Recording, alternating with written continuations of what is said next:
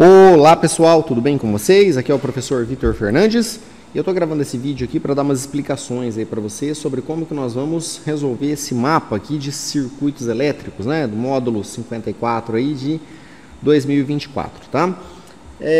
Pessoal, o mapa ele tem todo um contexto aqui, tá certo? Eu recortei aqui apenas a parte da questão que nós precisamos resolver, tá?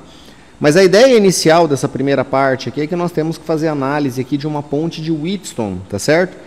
E essa ponte de Wheatstone aqui, ela possui aqui um extensômetro, né, que é basicamente aí um sensor que varia a resistência dele, tá, quando ele está submetido aí ou sujeito a tensões, tá?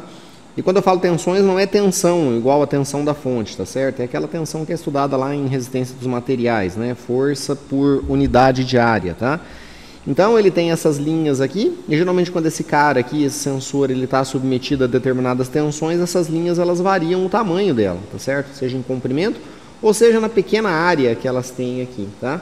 E quando você varia aqui o comprimento dessas linhas, você automaticamente varia a resistência aqui do componente, e aí ele geralmente é essa resistência detectada por um dispositivo, ou por um circuito, por um arranjo de componentes aqui, e com isso a gente toma aí algumas decisões, tá?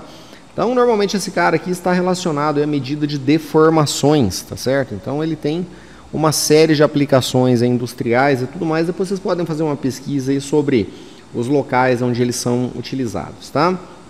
Então, a ideia aqui é a seguinte, pessoal. Esse extensômetro aqui, ele vai ser conectado numa ponte de Wheatstone, tá? E a ponte de Wheatstone, ela basicamente é um arranjo aqui feita por esses 4 resistores, onde o objetivo dela basicamente é você descobrir o valor de uma resistência desconhecida, tá? E no nosso caso aqui vai ser esse nosso extensômetro, tá certo? É um circuito que ele tem uma precisão muito boa, então ele é bastante utilizado aí na parte de instrumentação industrial, tá? E de acordo com as teorias que a gente tem aqui dessa ponte de Wheatstone, tá certo, pessoal? É chamada de ponte de Wheatstone por conta do cientista que propôs ela aqui inicialmente, né? Charles Wheatstone, tá? Então, a ideia dela aqui, o esquema de funcionamento dela é o seguinte, né? A gente coloca essa ponte aqui em equilíbrio, tá certo? E no momento que essa ponte aqui ela está em equilíbrio, beleza? A gente consegue aplicar uma relação matemática bem tranquila aí, e aí a gente consegue determinar o valor de uma resistência aqui que é desconhecida, tá? E como que a gente sabe que essa ponte ela está em equilíbrio, né, pessoal? Então, percebam que nós temos aqui 2 pontos ó, que estão sinalizados aqui por A e B, tá? E entre esses 2 pontos sinalizados por A e B, a gente coloca aqui um galvanômetro, tá certo? Um galvanômetro ele é um dispositivo teórico hoje em dia, tá? Mas que já teve muitas aplicações práticas ali antigamente. Mas a ideia dele é que ele consiga medir corrente elétrica, tá certo? Então ele é um dispositivo analógico ali, que faz a medida de corrente elétrica. Então pensem que a grosso modo, tá? É como se ele fosse um amperímetro analógico de ponteiro, tá certo?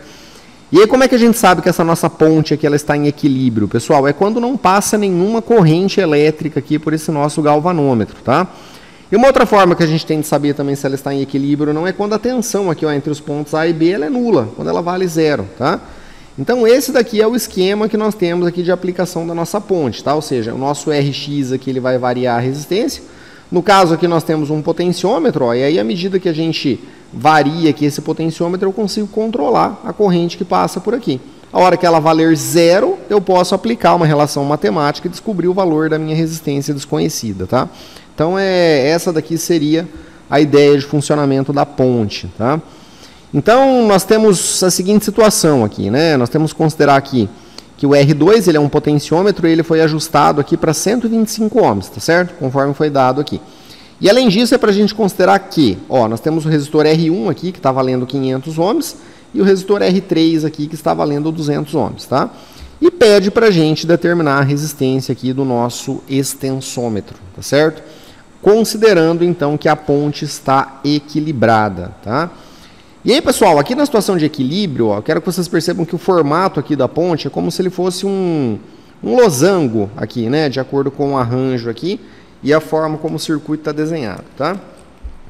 Então, se ela está em equilíbrio, pessoal, a relação matemática que a gente pode aplicar para encontrar a resistência desconhecida é bem tranquilo. A gente faz um produto cruzado aqui, ó, tá? Então, seria mais ou menos assim. A gente pega o R1 e multiplica pelo Rx, tá certo? E isso aqui vai ter que ser igual ao valor de R3 multiplicado pelo valor de R2. Percebam que a gente faz um X aqui, ó, tá? E isso aqui, logicamente, só funciona se a ponte estiver em equilíbrio, tá, pessoal? Se ela não estiver em equilíbrio, aí a gente precisa aplicar a análise de circuitos aqui. Mas como no caso, nessa primeira questão aqui, ele pede para a gente considerar o equilíbrio, né? Então nós vamos aplicar a equação, tá? Eu já deixei prontinho aqui para tentar agilizar o vídeo. Então nosso R1 aqui está valendo 500, né? Ó.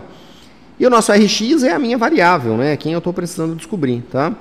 O R2 aqui valendo 125 e o R3 aqui valendo 200 ohms, tá?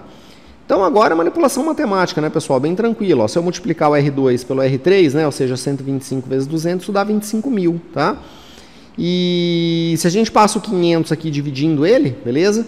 A gente chega aqui automaticamente que a minha resistência desconhecida ela está valendo 50 ohms, tá certo? Então tem que ficar claro para vocês, pessoal, que se por acaso, aqui ela está valendo 50, né? Se por acaso mudar essa resistência aqui de 50, tá? Vamos supor que ela vá para 60, né? Eu preciso fazer uma compensação aqui com esse potenciômetro, tá certo? Para que a gente volte a colocar a ponte em equilíbrio de novo, tá? Mas de fato é um circuito bastante aplicado, bastante utilizado em instrumentação industrial, tá? E tem uma série de aplicações práticas ali bem interessantes. Recomendo aí que vocês deem uma pesquisada e façam uma leitura aí sobre esse sensor, tá certo? Bom, então